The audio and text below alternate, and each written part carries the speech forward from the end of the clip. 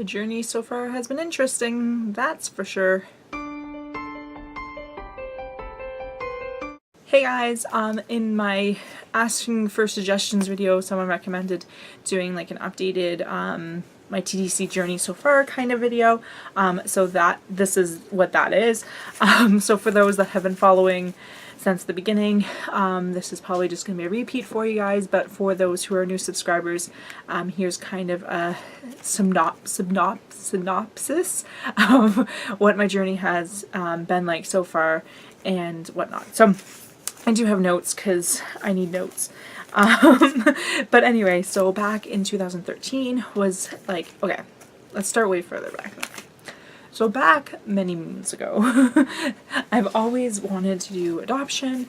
I always talked to my mom about adoption. My plan was always to do adoption from foster care and then to have one child or multiple children, like adopt multiple children after that.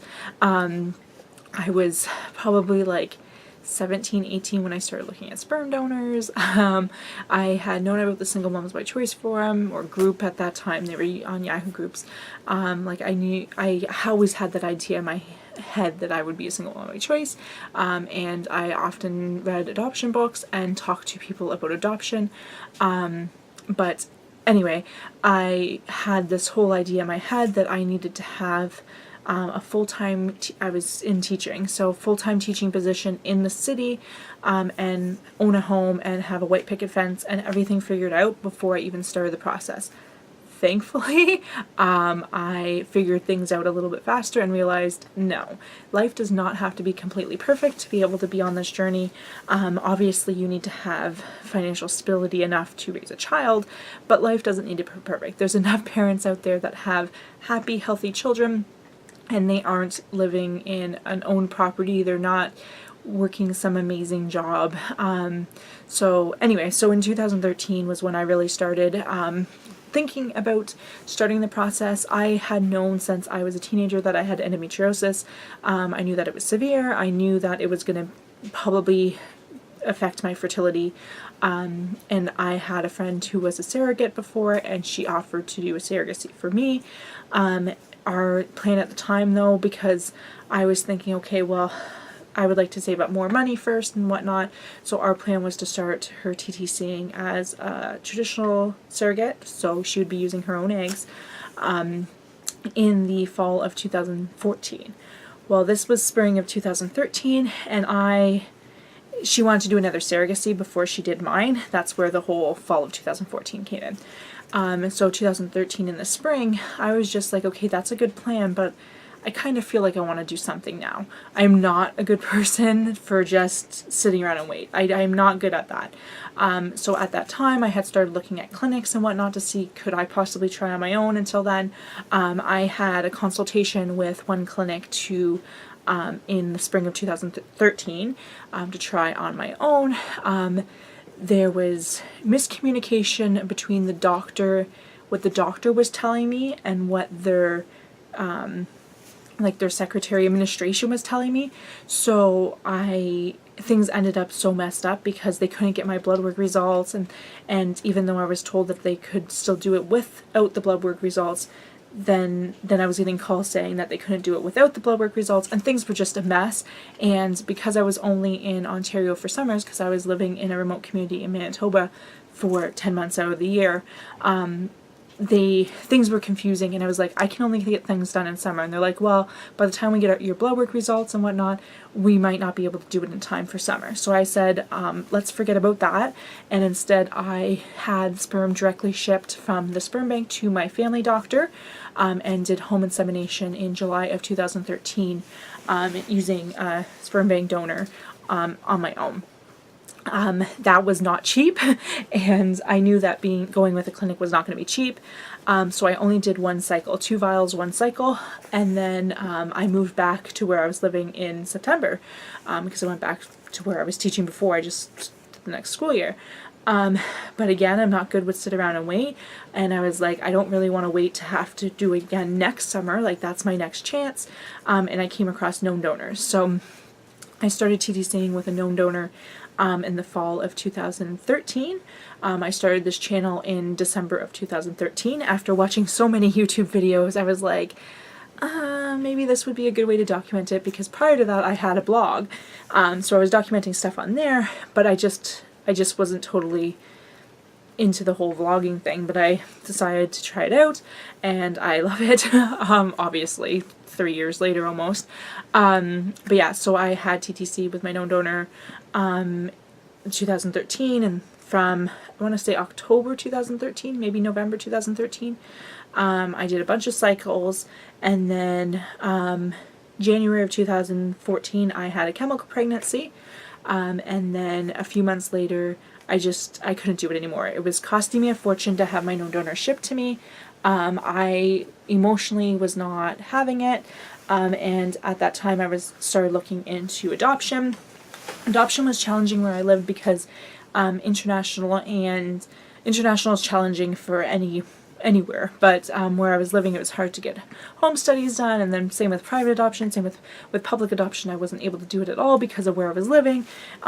So then I was going, okay, well, let's do IVF. So I was originally going to plan to try to do IVF in the summer of 2014, but I have no desire to be pregnant, and that affects my decisions a lot, because I wanted something that was quick and easy, but I also didn't really have a desire for pregnancy, and I didn't want to, I didn't really care for the risks when it comes with IVF, the risk of failure, which is a joke now, but anyway, get on to that. So with the surrogate, what ended up happening was she did her surrogacy, and then her doctor told her no more because she had medical complications from that surrogacy as well as the surrogacy before that. So that got squashed. In the end, it worked it out better. We are not even friends anymore because just issues. But it turned out for the better anyway. But yeah, that was squished, and the reason I won't do surrogacy again is because just the cost. Traditional surrogacy was going to cost me around $10,000, whereas any other surrogacy is going to cost me like $70,000, and it's just not something I care about. I'd rather just stick with the adoption stuff. Where was I? So in the spring of 2014, so I think it was like April 2014, I ended up talking with a private adoption agency, and that's the route I decided to go. We figured out things logistically with getting social workers up to where I was living to do our home visits and the home studies and stuff like that. And we worked that out. So at the end of May 2014, I did my application as well as my adoption classes. And then at the end of June, I did my first home study meeting. And then in August 2014, I did my home visit as well as another home study interview thing. We kind of try to match up because you had to have 4 interviews, so we tried to combine some of them so I didn't have to travel as much, and so the social worker didn't have to travel as much. But so we got some more done, and then by October of 2014 I was approved. By then I already had multiple birth moms contacting me. November I had one say yes, and then I gave her all the information for the social worker, and then she said she changed her mind. Adoption was just a huge mess of basically no one wanting to do paperwork. That's what it came down to. It would be like, okay, I don't want to raise my kid, I want you to raise it, but I'm not willing to do it in a way that you would be the legal parent. One was willing to do it if I gave her money, which was obviously not happening. In Canada, it's not legal. So she was not going to get any money out of me, so she decided to give it to put it in foster care. Kids in foster care where I was living grow up in foster care, so if they go in at birth, they will not be coming out again until they reach the age where they can leave. So anyway, I had some choose to cause themselves to miscarry. I had one abandon the baby at the hospital. Just a horrible, horrible mess of stuff. My dog passed away in December of 2014, which was very traumatic for me and really rough for me. And then so then spring of 2015, I think I did one or two cycles in May, June 2016 or 15 with my known donor. But in the end, I decided to move. There was stuff going on at work that was just overwhelming. There was stuff going on with the adoption stuff. For instance, they were changing the rule that I would have to have a home visit every year, which meant I would have to fly a social worker up every year. And at this point, I was at almost $40,000 in expenses with this adoption. So to fly a social worker up every year and then have to deal with logistics too, like taking time off work to do that and having them stay the whole day because there's 2 flights in and out each day. So they would have to fly up in the morning flight and fly out in the afternoon flight, which meant they would be with me the entire day. So stuff like that was just expensive and complicated. And so the stuff at work, the stuff with the adoption stuff, seeing all these kids just get dumped in foster care, seeing all the abused children, plus all the anxiety and like I was having panic attacks and stuff to do with my dog passing away because I was realizing like we had no medical care where I was living, so we had limited medical care. So if something major happened to me, I basically was screwed. And then like I had my new puppy, and then like even if I broke my leg, they would have to fly me out to the city, and then what do I do with her? And it was too much for me. So I did move home, and then my plan was flip-flopping between adoption and like redoing adoption, because as soon as I moved back to Ontario, my Manitoba, everything had to be closed. Because Ontario has a different home study, different classes and stuff. So everything was closed, and that was the end of it. I'm out all that money, I'm out all that time. There's nothing that could be carried over. So where are we? So summer of 2015, I was trying to decide to do adoption again or if I should do IVF, and I've probably flip-flopped about 7 million times during that time. I met with the International Adoption Agency and we talked about adopting from Bulgaria and adopting a child with Down syndrome from Bulgaria. And we talked about like the regulations and all the paperwork that I would need to do. And I came out of that feeling like overwhelmed with how much I had to do and the costs involved. And I just wasn't ready to go through that again, especially the paperwork. It's like I just had 7 million police checks done for my private adoption, and now I gotta do 7 million more for the international adoption. And international adoption has way more requirements than private adoption does. So like, for instance, with the private adoption, I didn't have to get a police clearance from Korea. I used to live in Korea. But with international adoption I would, which would mean me having to visit the Korean consulate and do a whole bunch of paperwork there, and it just was overwhelming, and I really wasn't ready for that. So in the end I decided that I would at least try IVF, because if I was waiting for adoption, it would be a lot harder to sit through 2+ years of waiting for adoption, knowing that IVF was an option, than just trying IVF, having it fail, and then having more closure in that end. So I ended up doing the testing for IVF, the preliminary testing for IVF, in the fall of 2015. I was then put on a medication called Vizan, which, because I have endometriosis, that was to kind of help it, like, stop it from growing more, in preparation for IVF. So, because of that, I wasn't able to TTC with my donor. I'm pretty sure in August of 2015 I did do a cycle with my known donor as well, but obviously not successful. So January 2016, I was told I was on the funding list for IVF. Ontario announced that they were doing funded IVFs, which meant that the cycle itself was covered, but there would be extras such as medications, donor sperm, stuff like that wasn't covered. But the majority of things would be covered, which was a huge deal. And I was like, okay, well, if I'm on the funding list, I'm just going to wait it out because it will save me a ton of money. And then in February, March, something like that, I was actually approved for funding and transferred to another clinic, because the clinic I was at wasn't actually one that did the funded cycles. It was another clinic. But yeah, so I was approved for funding. And then in April 25th, I believe it was, the night before, I had a feeling that things were not going to go the way I wanted them to go. And I was right, because April 25th, I went for my consultation for IVF with the new clinic, and basically was told that I could not do IVF because my Preliminary testing had showed that I had diminished ovarian reserve on top of the endometriosis, and they didn't feel like I would respond well to the IVF medication, so they wanted to do medicated IUIs.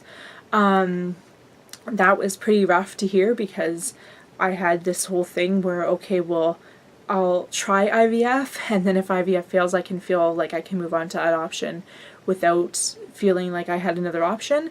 Whereas this was like, I couldn't even try IVF. So, I ended up doing some more testing and whatnot, and I just did not want to do IUIs. I can't work while I have cycles because I'm in so much pain that I miss so much work. So doing IUIs wouldn't be an option. Where I was living before and teaching before, I had tons of sick days a year. So I could miss 1 or 2 days a month and it wasn't an issue. But where I am now, that's not an option. If I'm missing 1 to 2 days a month, I'm not going to have a job for very long. So for me, it just wasn't an option to do IUIs, and also the costs. With how bad my endo is, and with the diminished ovarian reserve, I just felt the statistics for having success were not there compared to the expense, not only the financial expense, but also the physical and emotional expense. So I chose to not go ahead with that, and instead I decided to do international adoption. Shortly after I had decided that, I received a message from someone who offered me donor embryos. This was like the perfect scenario because it was cheaper than adoption. It was more expensive than IVF, but knowing what I knew about my eggs, it allowed an option where it didn't matter because I wasn't using my own eggs. So we had spoken to the clinic, everything seemed fine. We started to do, we did the legal paperwork, we had everything figured out. The agreement was done, notarized, the lawyer had everything, the lawyer signed off on everything. The lawyer sent the paperwork to the clinic, and then I spoke with the clinic director, I think, and found out that the doctor and whoever we were talking to gave us misinformation, and that squashed everything for numerous reasons, but basically we were told stuff that were deal breakers. If I had known that beforehand, we would have never gone ahead with any of it, because it was just something that put the cost way above anything that I could ever afford or want to pay. Plus there was a lot of things that were just not possible. So that got squashed. So then, but when that fell apart, it was hard, but I knew it was just one more thing that was like, no, you just need to stick with adoption, because clearly your body is not going to have a baby. And now I never had an issue with that, because I've never really cared to deliver a child. I just don't have that inclination. So I was like, okay, definitely going with the international adoption. So since then, so that was, I want to say June of this year. It's August now. So since then I just kept, like, all during the past year, from last summer to this summer, I had been reading about Down syndrome. I had been reading about toddler adoption, international adoption. I actually was reading toddler adoption back in 2014.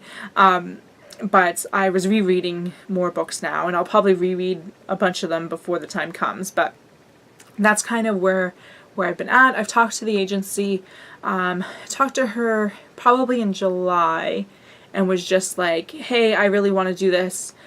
Has the regulations changed? And she said, nope, they're actually better now. Like, you're fine. Just get the money and we can get going. So that was good, because I knew, okay, there was stuff that I was concerned about that she basically was like, don't worry about that. Don't worry about that. Just, hi, why are you freaking out? Just hurry up, get the money, and we'll get going. And then I talked to her probably about last week, and because I was like, is there anything I can do now? And she's like, no. Let me know when you're ready, financially ready, and then we can start stuff. So that's kind of where I'm at now. I'm just trying to make enough money and save enough money that I can start the process, because unfortunately the way the process is, I need to have that money ready to go in order to start anything. So that's it for today, guys. I hope that gave you guys a good understanding of my journey so far for those that are new to it. Those that have been following it, maybe kind of give you a refresher of what I've been through. But yeah, so now it's kind of just waiting it out. It's been 3 years now. But it's just, now it's kind of at a standstill. I'll talk about it maybe in another video, but I will not be TTCing ever again. I actually plan on getting a hysterectomy done. So that is wiping, if you guys are like, oh, maybe she might TTC again, or I know a lot of people want me to TTC again. It's not happening. It is not happening. Maybe if I had, if the endo wasn't so bad that I actually could work while TTCing, that might be a different story, but I can't, I'm sick so much because of the endo that I can't be off the Vizan. So yeah, that's not happening. And plus I don't have the desire to be pregnant, so there's no reason for me to invest any more time or money into something that I don't even really want. So yeah, so that's it for today, guys. Don't forget to subscribe and give this video a thumbs up. If you have any questions or comments, feel free to post them down below. Thanks for watching, and I shall see you guys later. Bye, guys.